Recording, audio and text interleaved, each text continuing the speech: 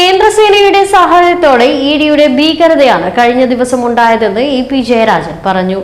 ഇതിനു പിന്നിൽ രാഷ്ട്രീയ ഗൂഢാലോചനയാണെന്നും ഇഡി ഉദ്യോഗസ്ഥർ സഞ്ചരിച്ച കാറിന് നേരെയുള്ള ആക്രമണം തിരുവനന്തപുരത്തുണ്ടായത് സ്വാഭാവിക പ്രതികരണമാണെന്നും ക്ഷുഭിതരായ ജനക്കൂട്ടത്തിനിടയിലേക്കാണ് കാറുമായി പോയത്, ഏത് ഗാന്ധിയനായാലും പ്രതികരിക്കുമെന്നും ഇ.പി. ജയരാജൻ പറഞ്ഞു. ഇഡി ഇങ്ങനെ ഒരു അന്വേഷണം നടത്തണമെങ്കിൽ അത് സംസ്ഥാനത്ത് ആഭ്യന്തര വകുപ്പിനെ അറിയിച്ചിരിക്കണം. അതുപോലെ ഉന്നതരായ പോലീസ് സേനാ അതിൻ്റെ തലവന്മാരെ അറിയിച്ചിരിക്കണം. ഇങ്ങനെ ആരെയും അറിയിക്കാതെ ഒരു ഭീകരമായൊരു അന്തരീക്ഷം സൃഷ്ടിക്കുകയാണ് ഈ റെയ്ഡിലൂടെ ചെയ്തത്. സംസ്ഥാനത്തിൻ്റെ അധികാരത്തിൻ്റെ മേലെ കടന്നുകയറ്റമാണിത്. കേരളത്തിൽ ആഭ്യന്തര വകുപ്പിൻ്റെ മേലെയുള്ള കടന്നുകയറ്റമാണ്. ശ്രീ രമേശ് ചെന്നിത്തല അതിനെക്കുറിച്ചൊന്നും പറഞ്ഞില്ല. ഇത്തരമൊരു തെറ്റായ നിലപാട്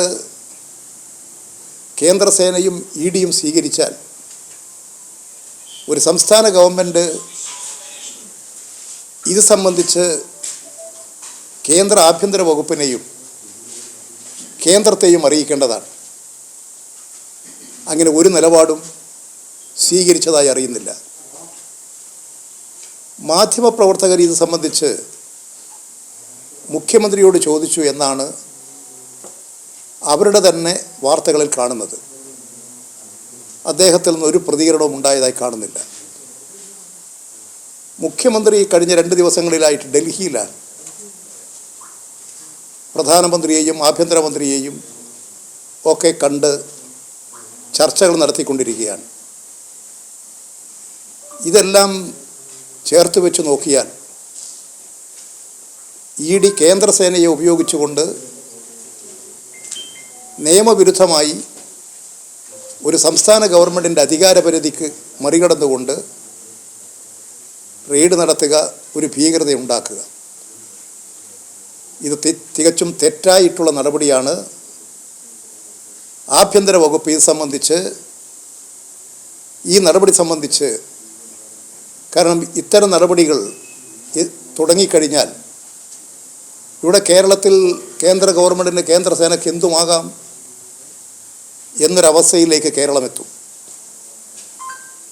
അത്തരമൊരു സാഹചര്യം ഇല്ലാതിരിക്കാൻ ഇത് സംബന്ധിച്ച് കേന്ദ്ര ഗവൺമെൻറ്റിനെ അറിയിക്കണം. ഈ നടപടി തികച്ചും അപലനീയമാണ്. ആഭ്യന്തരമന്ത്രി തന്നെ പറഞ്ഞിട്ടുള്ള കാര്യമാണ്. ഇതെല്ലാം നിരീക്ഷിക്കുമ്പോൾ കാണുന്നത് ഇതിൻ്റെ പിന്നിൽ ഒരു രാഷ്ട്രീയ ഗൂഢാലോചനയുണ്ടെന്നാണ്.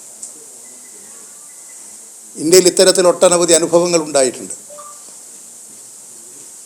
അതിലൊന്നാണ് ഡൽഹി മുഖ്യമന്ത്രിയായിരുന്ന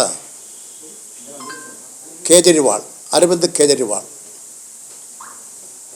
അദ്ദേഹം മുഖ്യമന്ത്രിയായിരുന്ന അവസരത്തിലാണ് കോൺഗ്രസ് പാർട്ടി നേതാക്കൾ അദ്ദേഹത്തിനെതിരായി പരാതി കൊടുത്തത്. ആ പരാതിയുടെ അടിസ്ഥാനത്തിലാണ് ഇഡിയെ ഉപയോഗിച്ച് കേജ്രിവാളിന് നേരെ കേസെടുത്തത്. കേജ്രിവാളിനെ, ഒരു മുഖ്യമന്ത്രിയെ അറസ്റ്റ് ചെയ്ത് കൊണ്ടുപോയി ജയിലിലടച്ചത് കേന്ദ്ര ഭരണാധികാരികളാണ്.